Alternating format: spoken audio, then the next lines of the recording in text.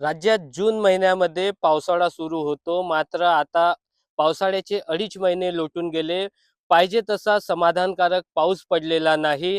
त्यामुळे राज्यातील अनेक धरणे, तलाव, नद्या ह्या पाहिजे त्या प्रमाणात भरलेले नाही आणि पाण्याचा संकट हा दिसून येत आहे. आपण सध्या भंडारा येथील गोसेखुर्द धरणावर आहोत. आपण बघू शकता या ठिकाणी यावर्षी अल निनोचा फटका बघता या धरण प्रशासनाने पाण्याची काटकसर करायला सुरुवात केलेली आहे. जवळपास 10,000 दशलक्ष घनमीटर पाणी हा दरवर्षी या गोसेखुर्द धरणातून सोडला जातो. मात्र अल निनोचा संकट बघता यावर्षी जवळपास अंदाजे 3,000 दशलक्ष घनमीटर पाणी आतापर्यंत सोडण्यात आल्याची माहिती या प्रशासनाकडून मिळालेली आहे.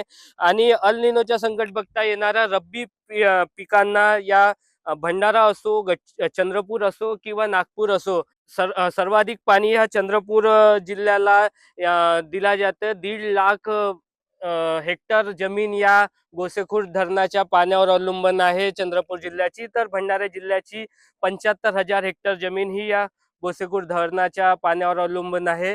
तर 25,000 हेक्टर हा नागपूर जिल्ह्यातील शेतीसाठी हा दिला जातो. खरीप हंगाम जसा तसा निघून जातो. मात्र रब्बी पिकात, रब्बी हंगामात या पाण्याची आवश्यकता असते आणि अल निनोच्या संकट बघता प्रशासनाने आतापासूनच या धरणाची क्षमता वाढवलेली आहे.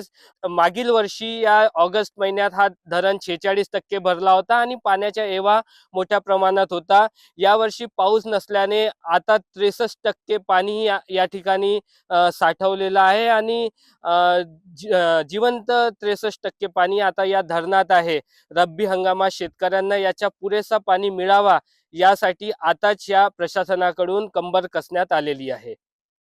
नितीन कुथे, TV9 मराठी, गोसेखुर्द धरण, भंडारा.